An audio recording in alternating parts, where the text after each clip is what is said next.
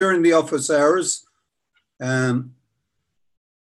So welcome. Yeah, during the office hours, you can either submit questions as I go through what I was hoping to go through, or if you're not going to be able to attend live, well, you can submit questions that you want me to address.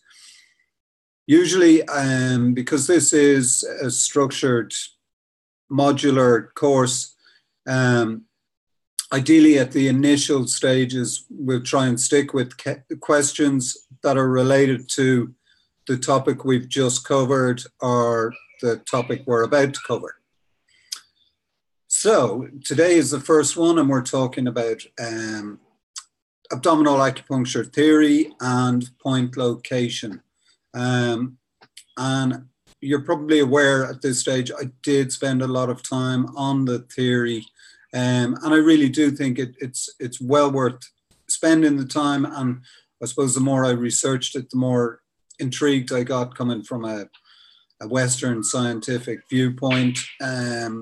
And I just found it really exciting, all the possible explanations for the incredible resources that abdominal acupuncture can give you, and the incredible powers that abdominal acupuncture seems to have. And genuinely, almost every day that I do treatments, there's always a surprise in there. So I do suggest that you just read it, absorb what you want to absorb, and in that way you'd be more likely to use it for maybe some of the conditions that we mightn't talk about, but that we that you'd be more inclined to treat, complicated cases and stuff like that. So welcome to all of you. Some of you have been more engaging with the Facebook VIP group. Jane, now you can also engage with us. We have been waiting patiently for you. So it's great to see that some of you are already engaging and interacting, and we've quite a diverse group, from novices to, of course, experts in various fields. And we have people who've come from background of osteopathy, are naturopaths, and whatever your background is. I know some have done Kiko, and some are more into scalp acupuncture, and there's Acunova as well, which I'm only looking into now. So maybe you guys can help me to formulate some cool integrations with abdominal acupuncture. But I suppose keep your cup half empty. I know, yeah, that's not a pessimistic attitude. That's just, if your cup is half empty, you can fill it more. So there is going to be lots of stuff on this, and as we progress through it, hopefully we'll touch on stuff that, is really important to you. So thank you for you guys who've introduced yourselves. Oana, I hope that's the correct pronunciation there. Raoul, Michael, Sandra, Claire, and Lynn, you've all introduced yourself. I'm sure Jane's busily thinking of an intro now. So it's great. And the more that you interact, the more that you will get out of it, and you will support each other. As I said, this is a really safe environment, and it's a really good learning atmosphere. And it's on any other Learn Abdominal Acupuncture online course that I've taught, it has been a very powerful way of everybody learning from each other, and from the course itself, and from me, hopefully, as well. So engage and you will reap the rewards. I suggest that initially you go through the course kind of in the time frame that I've set out. For some, it might be you might race through it, and that's fine. That's great. I suppose from next week on, start practicing, or if you're not already practicing, I know some of you have already been treating with abdominal and are getting good results. The best way for you to, I suppose, be able to share your experiences with me and that I can give you good feedback is to take lots of photos. If this is your client's abdomen, I would take a side on couple of shots so that you can see the needle arrangement and the depth. And I would take, this being the camera here, I would take a picture from above and a picture from this from side view. I have loads and loads and loads of photos of abdomens on my phone. I never include the face, so you don't have to breach client confidentiality. Of course, just tell them that you're doing this to enhance your learning or to keep records or whatever way it works. But it is a really good way for you to expand your learning. So we've done point location as well as the theory section, and the point location often is an area that people think it can be quite laborsome and time consuming, but it doesn't have to be. Now I'm looking for my sun meter, which of course I can't find. I showed you pictures on the intro, on the introductory video I did on Monday of a sun meter. And I've also put up a link where you can get the sun meter from. I'll dig it out now, hopefully in a moment. For any of you guys just starting off, it really is a useful piece of kit. Sorry, folks, I should have had this organized. It really is useful and it makes life easier. But something now, I've misplaced mine. I've been doing accounts all for the last couple of days, so I need some abdominal acupuncture myself. My head is wrecked. But you'll always have your fingers with you. You know, it's not going to be a case that you arrive somewhere and you go, oh, I don't have a sun meter or I don't have a ruler. You're always going to have this. I find it is very accurate.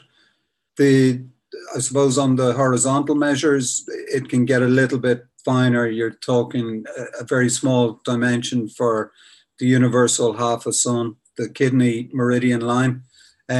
So that's where using the likes of a sun meter can help and make life easier. And then once you've got your tooth sun measured, the sun meter will give you the 1 sun, the half sun, the 1.5 sun. With point location, obviously the start point is really important for getting the upper measure. So the start point is just as you meet the angle of the sternum and just go over the sternum into the xyphosternal synchronodoses, and your thumb will naturally go into a little depression. A little depression that is often sensitive. That'll be your start point. So that'll be half the distance from the start, half the distance from the start point to the center. Always the center of the umbilicus will be, it's 8 on that distance from the start point to the center of the umbilicus. So halfway will give you Ren 12, which is 4 sun. I've done a video on point location. I've done. I do use the sun meter in it. Have a look at that. It's well worth your while getting familiar with that setup and the relationship between each of the points to the anatomy of the body. So, for instance, REN 12 is the mouth or the oral cavity, and then sense organs you can imagine are around it. I would say do 20 is about 0.5 sun, superior to REN 12. So, you know, visualize in between. Spleen 15 can be one that's a little bit tricky as well. When I first went to China, I was told 4 sun was the distance. Often it's technically it is 3.5, but often I use the border of the abdominis rectus, the muscle. If you can see that or you can feel it, I go with that. I'm not too concerned about it. I mean, I'll use my palpation a lot. So if you look at any of my photos, sometimes you'll see that the distance is not the exact same as stomach 25. The reason being that I'm going the 3.5 sun, or if that's different to the outer border of the abdominis rectus, I use the abdominis rectus. If you're using, some people on courses that I've taught have used like a knicker elastic, or, you know, an elastic with graduations 1, 2, 3, 4, 5, 6, 7, 8. If you're using that, basically you don't follow the contour of the body. If the stomach goes like that, you're going on a level plane. You don't follow the curvature of the body. The other thing is when you're looking at you're trying to get the flank of the body, sometimes it's useful just to press your hand to the side of the flank so that you can see where the end is. If that makes sense, I hope it does. What else? Yeah, the universal half sun is really important. And when you're marking up points on the abdomen, just mark the points that are really essential. So REN 12, REN 10. REN 9 is a great landmark for the shoulder points. So I would only do a much smaller mark to indicate that that's like a landmark point. The last thing you want is to have loads of points all over the place, and then we go, no, is that REN 6 or is that REN 4 or is that the halfway point? On the lower part of the REN, the lower dantian, I measure by, you know, dividing that 5 sun from the center of the umbilicus to the border of the pubis symphysis. I just divide that in half using my fingers and thumb. And then I find the bigger depression for REN 4 to make it the 3 sun. On lots of occasions after I teach this, I see people mark that 2.5 sun. There's no need to, because then it can be confusing. It can lead to confusion. And last thing you need is confusion in the early days or in any days of doing abdominal acupuncture. So, so that's important as well. You know, just make life easy. I suppose the main thing that you should be thinking about learning is the anatomical relationship. So REN 6 will be level with LI 1, 2. REN 4 would be level or equivalent to L4, L5 vertebrae. So once you know the anatomical relationships, it's easier to be able to jump in there and go, okay, this is where I'm going to have to look for ASHI points to direct my treatment. I do use a lot of palpation. I really do. And I never appreciated probably how much I depend on that. But I'm going to teach you in the next section how to do that. So at the moment, it's get confident with your measurements and the relationship of the points. So even if you're marking up someone and you're only going to use bringing chi home, which is round 12, 10, 6, and 4, just mark up the stomach 25 points, mark up the kidney meridian, kidney 16, lateral to the umbilicus, and even mark up the shoulder, elbow, wrist points, and the hip, knee, ankle points, and see the patterns. Check, is the elbow 2.5 sun lateral to the Ren 9.5? Is the knee point 2.5 sun lateral to Ren 6, etc.? Does the hip go in a line with stomach 25 and stomach 24? So just see these. These are really important. I came back from teaching in Poland, and did a lot of practical. One of the students, these are all qualified acupuncturists, and he had marked out all the points on his partner, and he had covered the start point.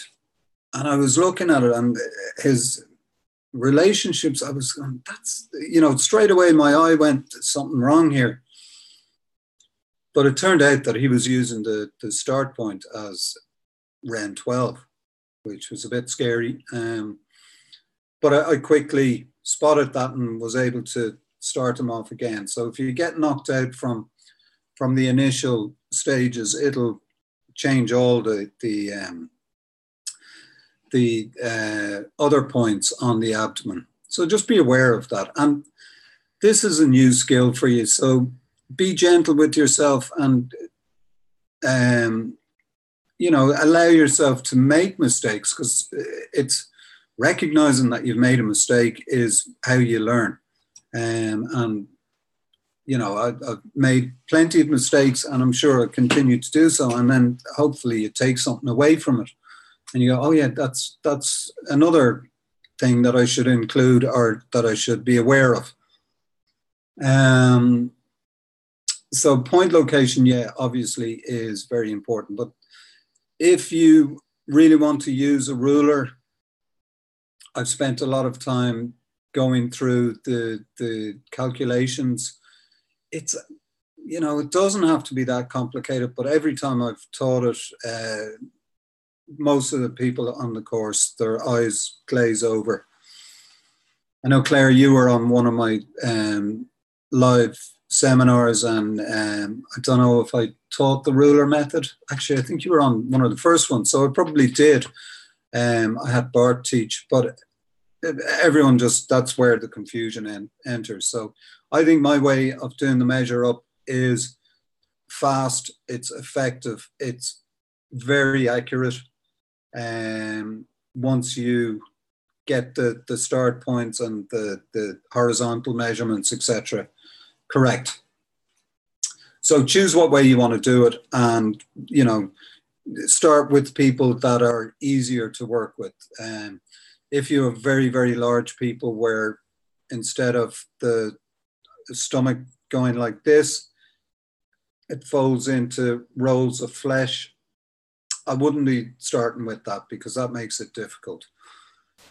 If the belly button has been moved or altered surgically, I usually try and find where the original belly button or navel was and work from there. And I think I've had about 4 people who've had surgery for whatever reason, and they've moved the correct Shenshu Ren 8 point.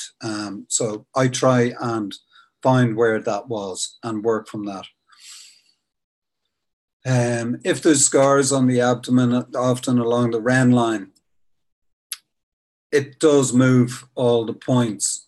So even the kidney line should move and the stomach line should move to allow for the Ren line being moved. So if this, excuse me, if this was, for instance, a scar along the Ren line, I would always needle as close to this scar as possible. And I do it on both sides. So instead of one needle in a normal situation for Ren 12, where there's a scar, you're going to use 2 needles to needle Ren 12. And just move the other points as well to allow for that difference. What else on point location? Yeah, remember, the hand goes like this, the hand on the thumb. So the AB3 point is the tip of the thumb. Often thumb problems are kind of here. So you're more likely going to be looking at a point on a line with AB1. So just, you know, look at the chart, look at the, I did some slides as well that I've put up on the group, or it'll be going up on the Facebook page and emailed out to you. The slides of the point location are quite well explained, I think. So, you know, if you're treating fingers, well then, if this is the wrist AB2, the tip of the thumb will be AB3, 1 son above it. If you're treating here, you're probably only going to go about 0.5 son above it, so it'll be in line with the elbow point. If you're treating fingers, it's probably going to be anywhere in between 0.5 son radius of AB2 wrist point. The foot then on the turtle is at a 45-degree angle and it's turned inwards. So just practice. And allow, yeah, I mean, you can be a little bit fluid with your point location as well. You know, if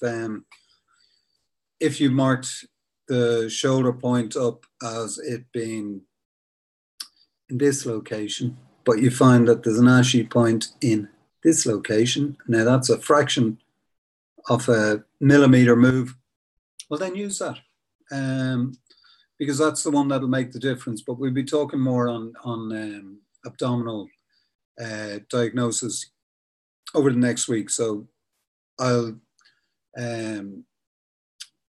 illustrate that more next week. So do start interacting now. And we have had, as I said, I know Raul has been treating his wife, or has treated his wife after reading my book, and you fixed your partner or your wife's sciatica. Excellent. Michael put up a thing about treating a lady with stroke, and he's been using abdominal acupuncture. That might be one that we could kind of follow throughout the 4 or 5 weeks that we're going to be doing these Zoom meetings. So I suggest that, Michael, I think you were saying that you were using Bringing Chi Home with her and Kidney 13. I would just include next time to treat her limbs. I think it's right side is affected.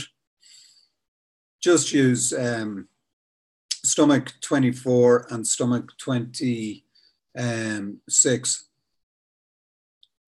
on the affected side, just to start moving chi through the upper limbs.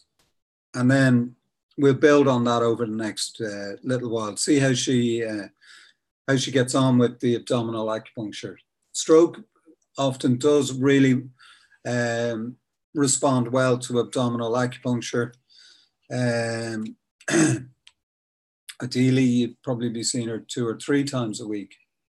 But anyway, we work with that within the constraints. that you have. And I know, Oana, you have an ongoing case. Was that the child with was it muscular dystrophy? Usually with abdominal acupuncture, with children, what I was taught was with children under 7-year-old for girls and under 8 for boys, don't use it. But in this case, it's quite an extreme situation. So yeah, you've been using it, I think. So we can advise you as the course progresses. Hopefully that's okay with you. So I'll just see who's on.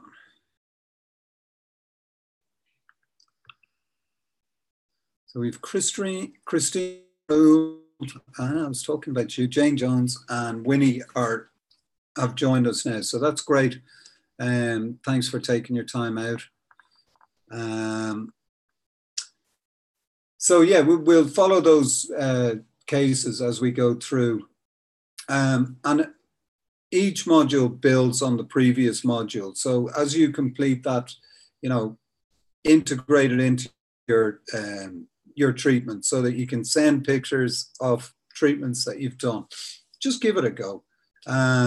Obviously, never go too deep. Really, with abdominal, you're safe. As long as you're staying within about 0.1 son, even on slim people, you're not going to do any damage. It's unlikely that you're going to puncture the perineum, or sorry, the peritoneum. So, you know, you work away with it. Now, usually you're going to be working in the heaven level, which is where the turtle resides. So stick within about 0.5 to 0.75 on bigger clients, larger clients. So Jane, you found the visual method inaccurate for my eyes when I measured, then tried a tape measure, but the math was tricky. Eventually cut strips of paper with the guillotine, American paper. Yeah. And then I folded it in halves or thirds, right? Yeah, I would say definitely, Jane, get yourself one of those. I'm sorry I don't have it here. I've been frantically doing paperwork and misplaced my sun meter. But I would say get one of those. I put a link up in the group. So well worth getting. It gives you accuracy. It gives you speed. And I suppose that gives you confidence. And it doesn't matter if the belly goes like that or not, you can just keep it on a level plane.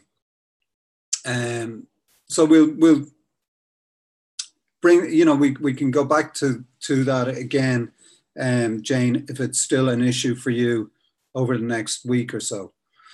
I'm sure they have sun meters on Amazon. I just, when I was looking for it, it wasn't giving me the answers that I was looking for. So I hope that helps, Jane. But yeah, a sun meter would be great. Or I know somebody did use, or I got actually one of those, you know, like the map reading caliper things. I'm sorry, folks, I've just moved house, so everything's all over the place. I don't know where it is. I'll dig it out, I'll take a photo and I'll put it up on the group. So I hope that answers your question. So yeah, always use the center of the umbilicus. On some people you find, you know, their umbilicus can be that long. On others, it's only that, so it's not going to make a huge difference. And, you know, be sure to check the patterns before you start needling, because if you find a mistake in the early part before you start needling, well, then you can correct it without it infringing on your treatment or impinging. So each week I will be adding new material. Each week you get a new case history, and I'll most likely add some demonstrations that I've done as well that are more pertinent to the topic that we're discussing. So you'll be able to follow it from in kind of in the time scale that matters.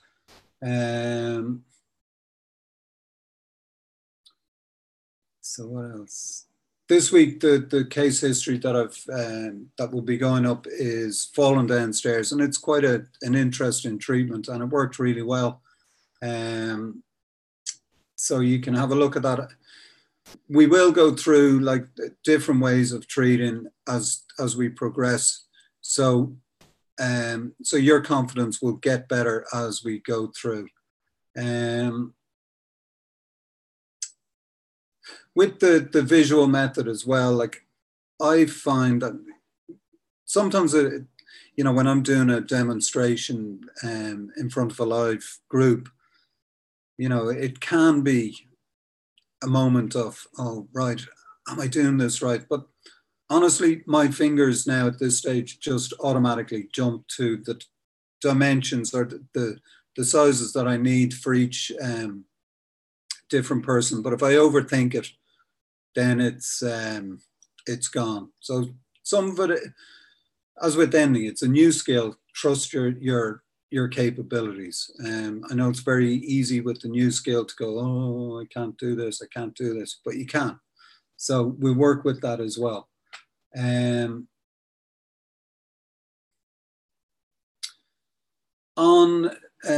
Often people are not completely symmetrical. So if you see that one side of the abdomen is a little bit off compared to the other, you can do one of two things. You can either, and I talk about it in the book, you can either just round it off. Like for instance, I know my abdomen, I think, is 180 millimeters on one side, and it's 170 on the other. So that 10 millimeters in the difference, or 1 centimeter, you could just round it off and make each side 175 millimeters. And the 0.5 is going to be lost in the detail as you get down into the smaller units of measure, like the 0.5 son. So again, this is where using your palpation, I use middle finger, part of my middle finger to feel for any abnormalities. Actually, myself and Pia did a recent podcast that should be up on the Teachable side, and we talk about using meters and little cheats that you can incorporate into your measuring to make it faster and reliable for you. So try and practice on different body types. I would say, as I just did say, avoid doing huge, big, difficult cases. And very slim people can be a little bit more tricky for needling, but obviously you're going to go less deep. But it's all about, at this stage, getting you feeling confident doing abdominal acupuncture. And this brings me to a really important thing. If you're using, or when you're using abdominal acupuncture, I'd say even throughout this course, I would avoid using other methods that you know will get you the results, because you need to confirm for yourself that abdominal acupuncture is as good as I'm telling you it is. So, I could sit here until I'm blue in the face, and I'd have no problem doing it. Well, maybe I would. That, this is great, but you've got to test it yourself. The proof is in the treatment. So if you've used it and then you say, oh, I'll just include, you know, master tongue point, or I'll do a little Dr. Tan treatment, distal needling, Acunova, scalp, whatever. Well, then you're never going to be sure that the best result came from the abdominal acupuncture. So use that to build your repertoire of belief and confidence and knowledge that actually abdominal is really good for this type of condition. Thanks, Jane. It is as good as I say. So it's important that you are able to get that as well and believe in it, because then you're more likely to use it and more likely to appreciate the results that you can get. So with treatments, just take your time. Start with maybe the easier ones. For instance, you know, a shoulder problem or a neck problem, or you know, maybe not treating fibromyalgia in your first treatment with abdominal acupuncture. I don't think I need to say anything more on that. Just take your time, build your confidence, and practice the marking up. You find that you should be able to mark up after maybe the first 5 or 6 or 7 occasions, when you have a good idea of what the patterns are and how things line up. You should be able to do it in 10 minutes, no problem. And then as we progress through the course, you'll be able to do it even faster. And with the sun meter, yeah, definitely 10 minutes. So next week, we're going to be doing diagnosis and point functions. Yeah, a question that often comes up is, especially for people who do distal or Dr. Tan stuff, it is always the same side that you treat with abdominal acupuncture. So if I have a person with the right wrist problem, I would be looking around AB2 on the right side of the abdomen to correct that problem. And I have tried, could you use the opposite ankle on abdominal? I've tried it, I've never really got any results that blew me away or that were consistent. So I'd say wait until you're more experienced to start trying to use stuff like that.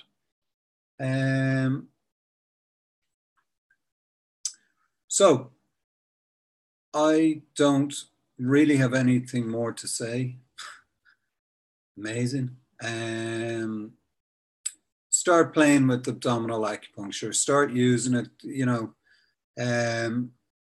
choose what method you want to use to measure up. I do find the visual method easier, and you know, probably the easiest way to do the visual method is with the sun meter. They're quick, they're accurate, and they're easy to use. If you want to use the ruler method, go ahead. And you know, once you've got your dimensions for your client, they're unlikely to change unless they either gain a lot of weight or lose a lot of weight in a short period of time, or in any period of time. But usually if you're seeing clients over a 5 or 6 week period, there's going to be little change. Once you have those notes, they're good for the next session, etc. So, I don't have anything else that I can think of. You're trying to order a sun meter. They don't seem to send to the US. Oh, gee. Really? Okay. I'll tell you what, I will put up I'll put something up on the Mastering the Art of Abdominal Acupuncture Facebook group and see if anyone there has a link for you guys in the States. There has to be. And I know for a fact, yeah, there is a site on Amazon selling them in the States. So hopefully that'll work out for you, Jane. In the meantime, yeah, I suppose. Yeah, well, continue using your paper cutter. That's a novel idea. What else did I see that was novel? Actually, you know what I got was a kid's, you know, like a compass set. What do you call that? Is it a protractor? You can't see it on Amazon. Okay, right. Well, I'll put out that, Jane. I'll try and get some feedback and a link. Dividers. Yeah, I got dividers. They could be used in the meantime. Just bear with me for a sec. I'm going to have a quick look here. Sorry.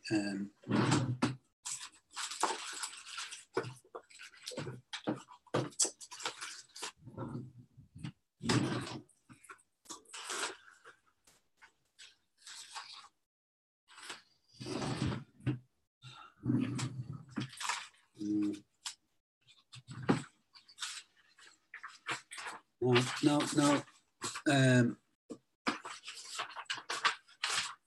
have to have eyeballs for dividers. Well, you do. Trust your eyeballs. Trust your eyeballs a few times, and once you start to see that it's right, you'll be more comfortable using it. I'll get you a link as soon as I can. Hopefully it'll be by the end of the day here. We're at 3:10, yeah.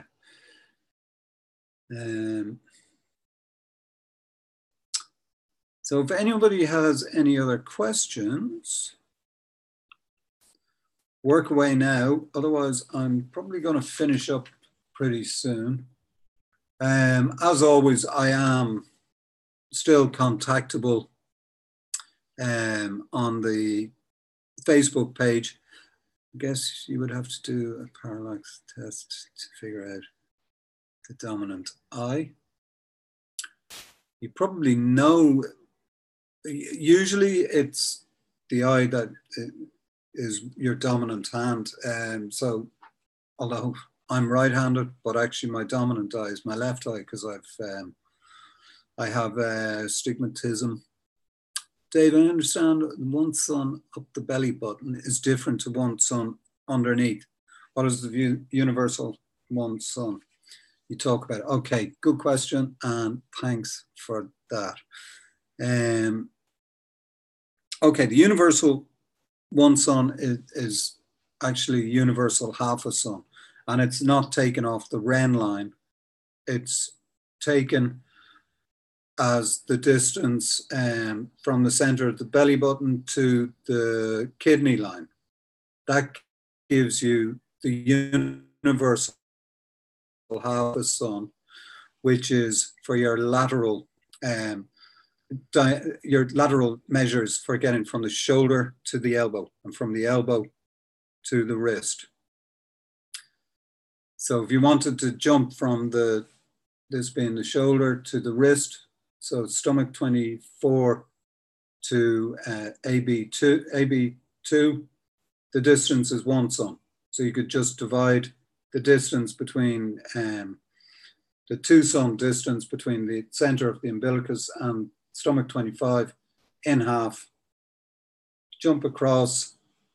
I have done this in detail in a video that is either up or it's going up over the weekend on Point Location. I made a new one. So that's a quick cheat that I've done using a pen. So if this is your distance from center of the umbilicus to stomach 25, and then you come along, you can use your pen as like a sliding ruler. So you try and find what the one sun is, and then you can use that as a cheat to jump from the shoulder point over to the wrist point. And then you fill in the elbow point being in line with Ren 9.5. So the upper Ren 1 sun is often quite different because of the distance from here to here. Some people have a smaller, lower Dantian, but that's all that difference is. You're always going to be using the Ren line for the distance going inferior from hip to knee, or you'll be using the upper Ren line 1 sun going superior from shoulder to elbow. It'll be level with Ren 9.5, whereas below, the distance from the hip will be, hip is on a lateral line with Ren 7, and down to Ren 5 is 1 sun. So AB4, the ankle point, will be level with the Ren 5 line. The knee point will be level with Ren 6. Sorry, Rue. This is all that, but it's different too between the right and the left part of the body. If it's different, as I just said, well then either average it out or just make allowances that, you know, if there's a difference of 1 centimeter, that really gets lost. In the example I used was 18 or 180 millimeters on one side and 170 on the other. Well, then you average it to about 175. 5 millimeters is not a huge amount. And then when you're breaking that into such a big area, it's actually very small, a very small difference. And that's when I would use, for instance, my palpation to find the elbow part that's causing problems. I hope that makes sense. I hope that makes sense to you. So I would say, yeah, of course, you're going to experience all these different body types and dimensions, and some are more asymmetrical than others. By you experiencing them and marking them up and doing treatments, you begin to fall into a natural way of marking up the points and treating.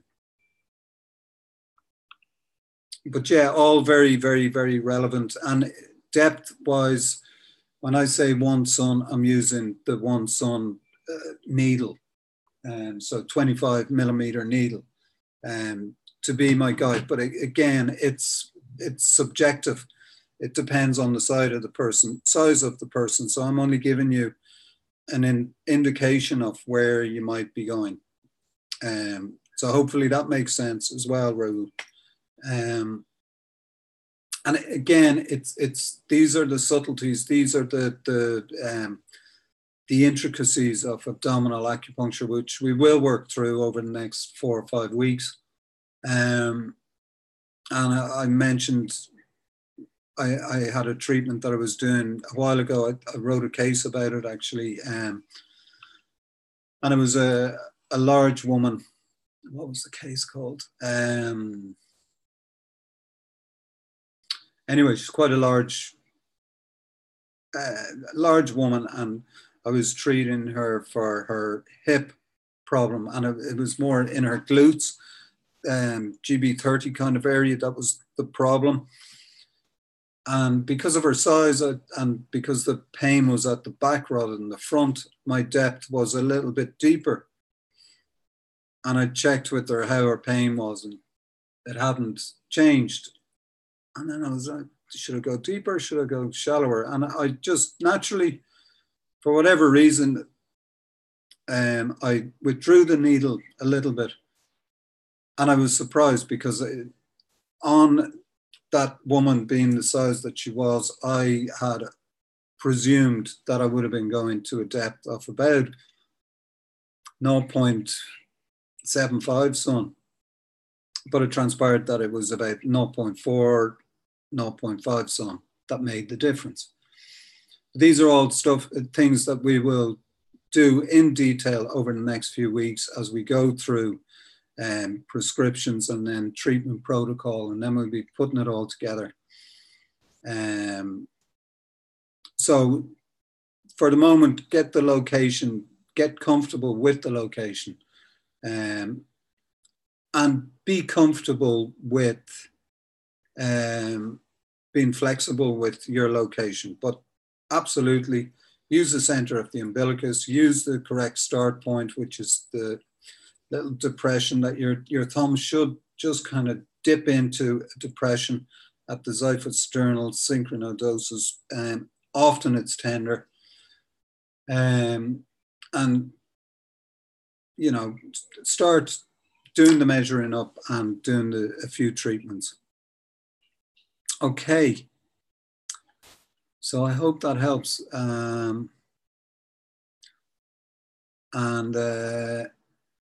Unless you have any more questions, I'm going to leave it at that.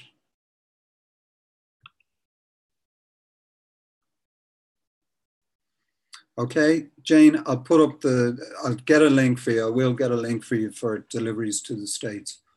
Or if I have to post one to you myself, well, I'll have to do that. Okay. All right, so I hope you'll be able to start using it. Oh, you're trying to call him. Excellent. All right. Well, good luck with that. And I'll put up a post. I have to go and do a couple of treatments now, actually. And I'm sure I'll discuss them with you over the next few weeks. So good luck with that, Jane. And I hope that clarifies your question, Raoul. Looking for Germany code. Oh, Jesus, I wouldn't have a clue. Sorry. I might have an email address for you. Jane, I'll have an email address. I'll dig it out and I'll message it to you. Okay? All right, folks. Well, best of luck and enjoy it. Thanks, yeah. All right, we'll get you sorted. Don't worry, Jane. All right, so I will talk to you over the next few days. And if you have any pictures, bung them up on the website, on the Facebook page, and we can start interacting that way as well. All right, thank you. All right, bye-bye.